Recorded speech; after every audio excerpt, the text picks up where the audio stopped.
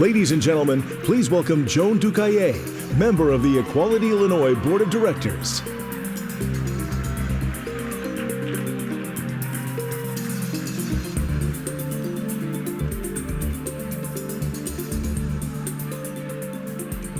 Have you heard about the new blockbuster film due out this summer, Jupiter Ascending? Yes?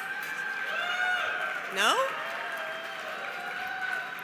Well, the trailer begins with a beautiful shot down the Chicago River, but ominous music suggests that something might be wrong.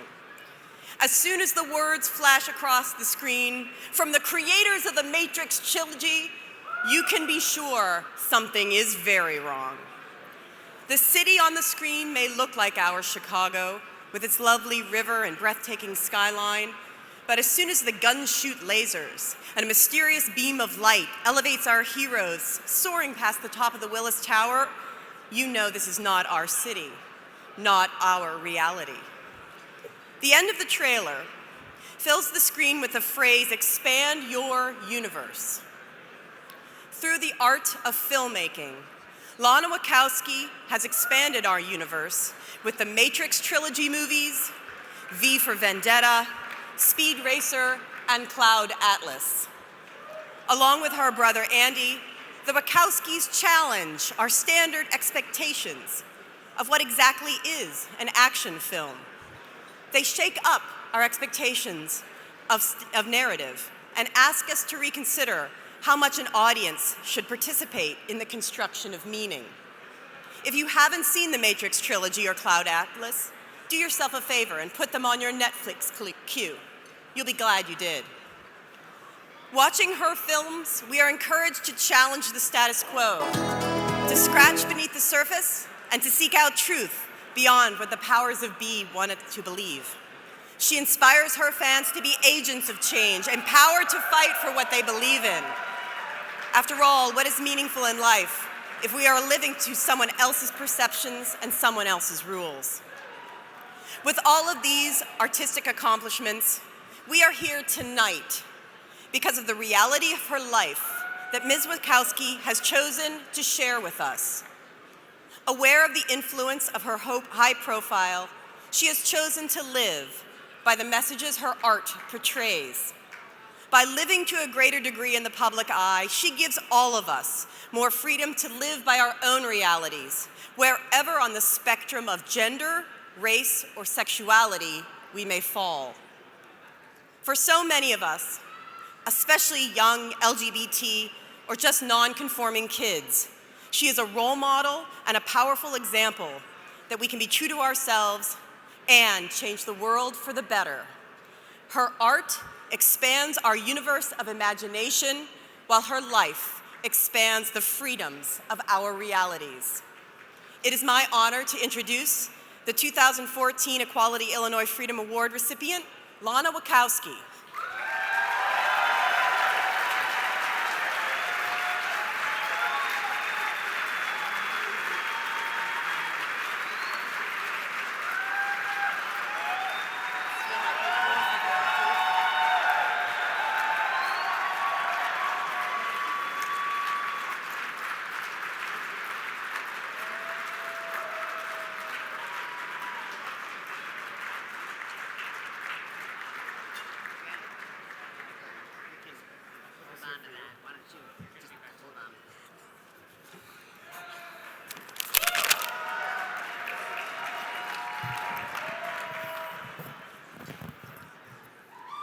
Hi, everyone.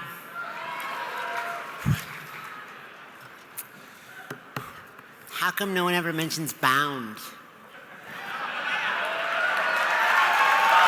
about that.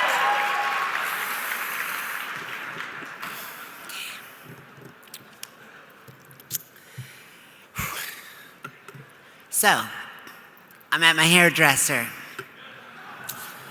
I spend a lot of time there.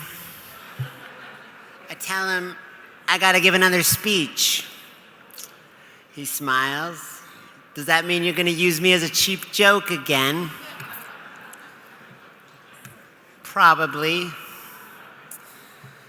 Well, you know what I think you should say? People have a lot of ideas about what I should be saying up here. I really think you need to come out. No, for real this time.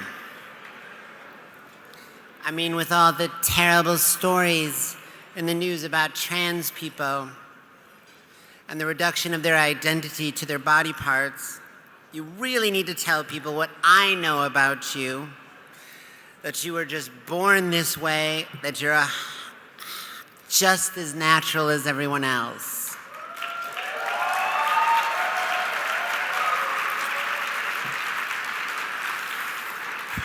So for my hairdresser, it's true. This is completely natural.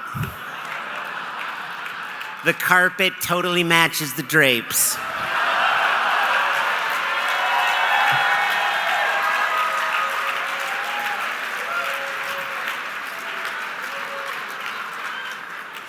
That joke was for my brother.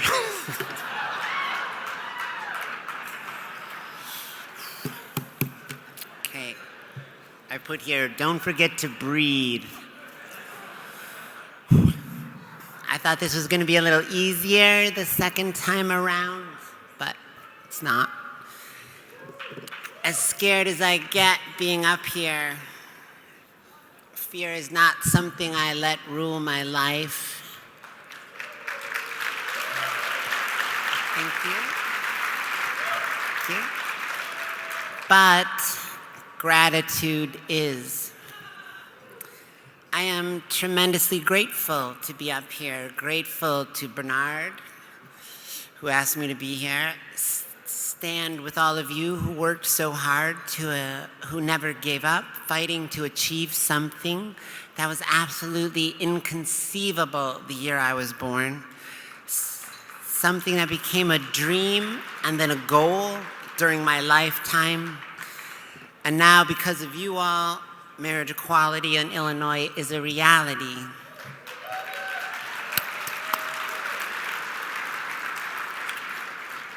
So it is very rare that you get the opportunity to express gratitude to people who labor often anonymously in order to improve the lives of people they might never meet.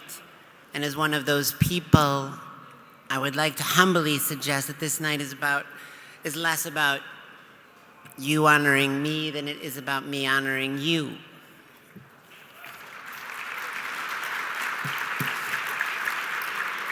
And thank you. Not unlike my hair, this night is also symbolic.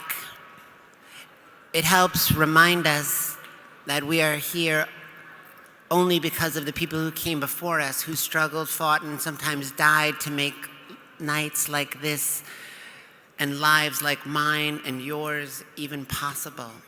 Of all the things I love, thank you.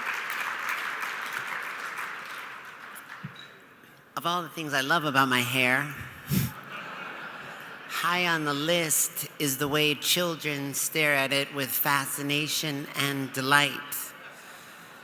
I can sometimes see their imagination bright in their eyes, recalibrating the possible.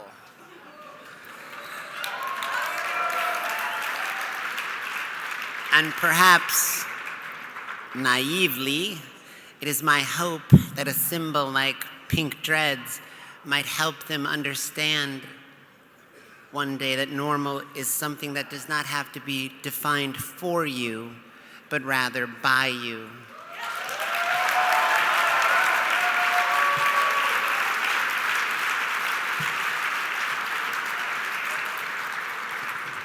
There will be backlash for this night, for the passing of SB 10. There always is. But prejudice tends to look particularly ugly in the rearview mirror of history. And I'm sure that defining one couple's love as less than another's will be something to be ashamed of, the same way that people should have felt shame for once believing that women were too ignorant to vote, or that people of color were too dirty to drink from the same fountain as white people.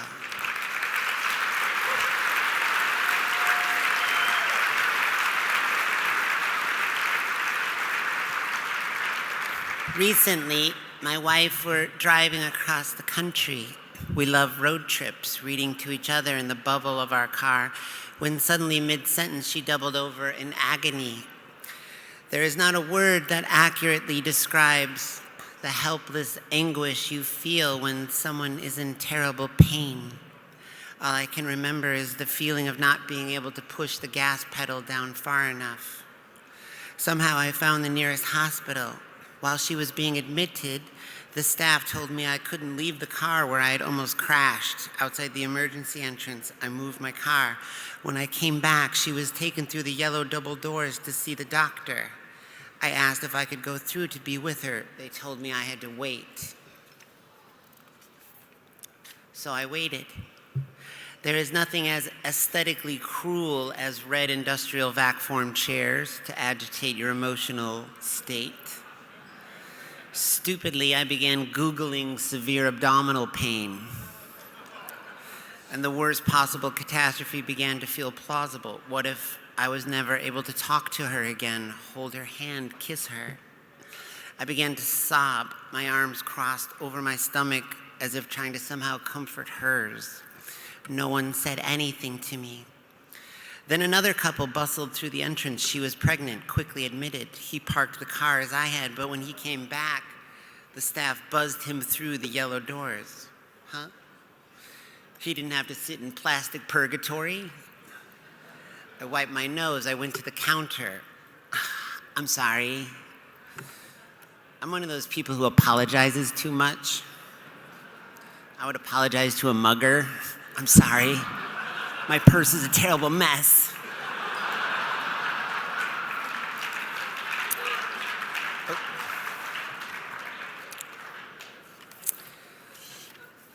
I'm like, so that guy was allowed to go through. Oh, they're married, she says to me. Really? Are you kidding? She stared at me with this expression that should be an emoticon for fake bureaucratic sympathy.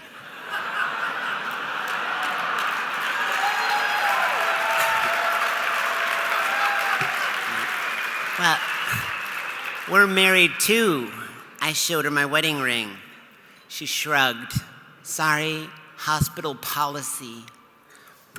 Policy is the battleground where matters of equality are fought. Policy can institutionalize prejudice or it can protect us against it.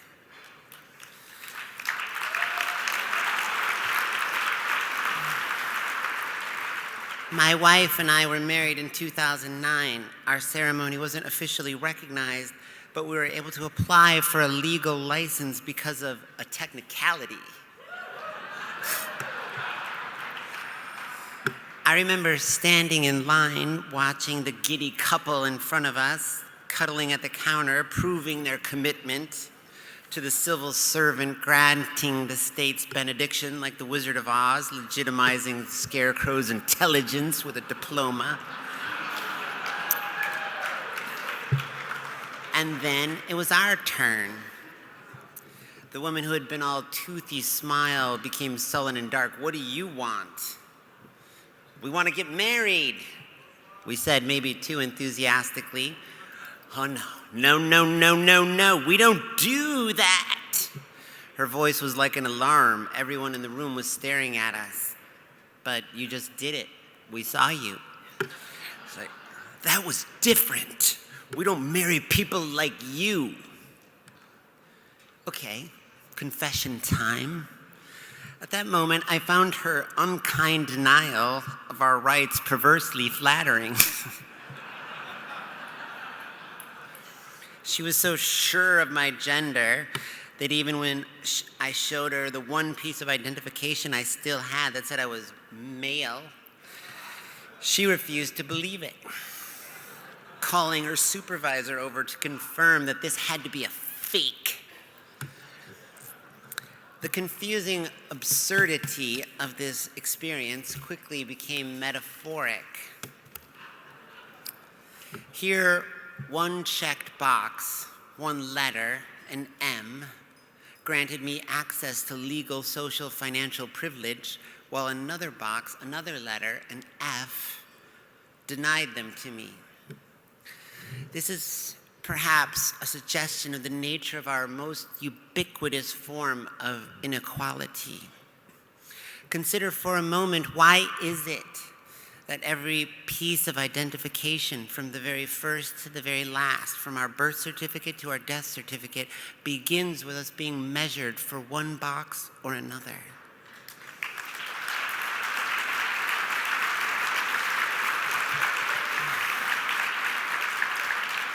Why are these boxes so important? Why is our first question, is it a boy or a girl? Why do we make gender the fundament of our identity? I can't help but wonder if the answer to these questions is related to the reason why our governments are predominantly male, why wealth, rights, and privileges favor one gender over another, and why in the election of 2008, one national magazine asked, "Is America ready for a black president?" while another was still asking, "Can a woman be president?"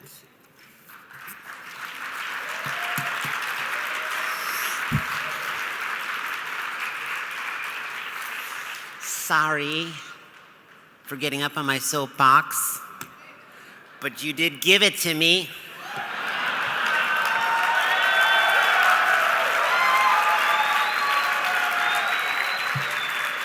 You have no one to blame but yourselves.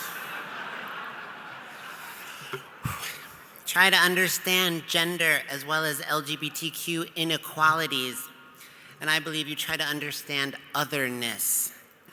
Otherness is a word I use to describe the dis-ease that certain people contract when they encounter that which is different from them. Otherness is the foundation of all inequality. It is the mortar of the walls, the ceilings, and the boxes we build to contain and restrict one another. Otherness is at the heart of rejection, discrimination, and violence directed at trans people. Whether it is from our families or from strangers, it is the violence that is so often turned inwards towards ourselves that almost half my community attempts suicide, just as I once did. Yet when I look out now and I see few things as beautiful as my community and all the miraculous ways we transcend the limitations of two little boxes, blurring and even erasing the distinctions that legitimize and support the belief in all equalities of gender.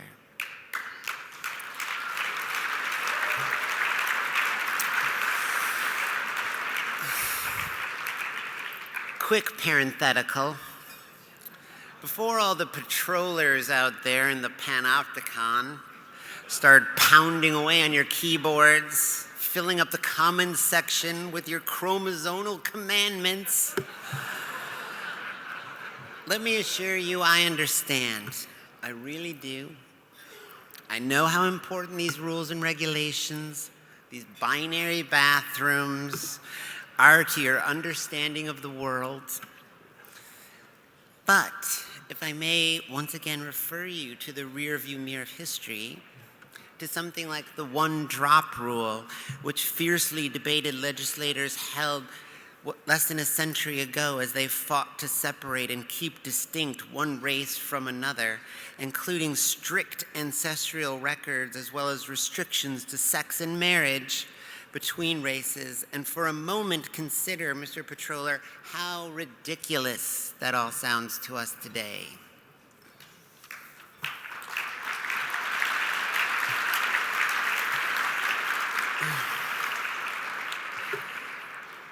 There is no life as marginalized by otherness than the life of a transgendered person of color.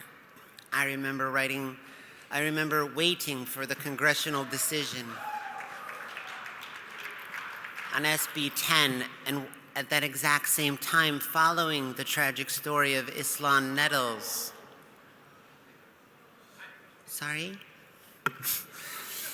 The tragic story of Islan Nettles, which juxtaposed the march of LGBTQ rights and the gulf that remains between where we are and where we need to go. Even as the joyful day of marriage equality was fast approaching, it was still possible for several men to brutally beat a trans woman to death, and with the kind of cruel irony only possible in the real world, have the case dismissed on the Transgender Day of Remembrance. I remember staring at a picture of Islam's mother holding onto a photograph of her child pleading for justice. My heart breaks for her still, because the justice she really wants is a world where her child isn't hated for being who she is, for being gendered in a way that is just less common, a world where her child doesn't become another victim of otherness and is not violently murdered.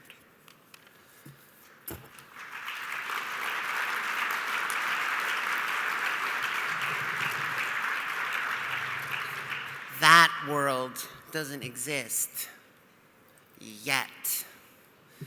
What is important about nights like this, about organizations like Equality Illinois, the HRC, Chicago House, and the Trans Life Project, is that we all understand that tonight is less a victory than it is just another step, a step towards that other world, to a world that is more just, more equal, more tolerant of one another, to a world that is more kind than this one.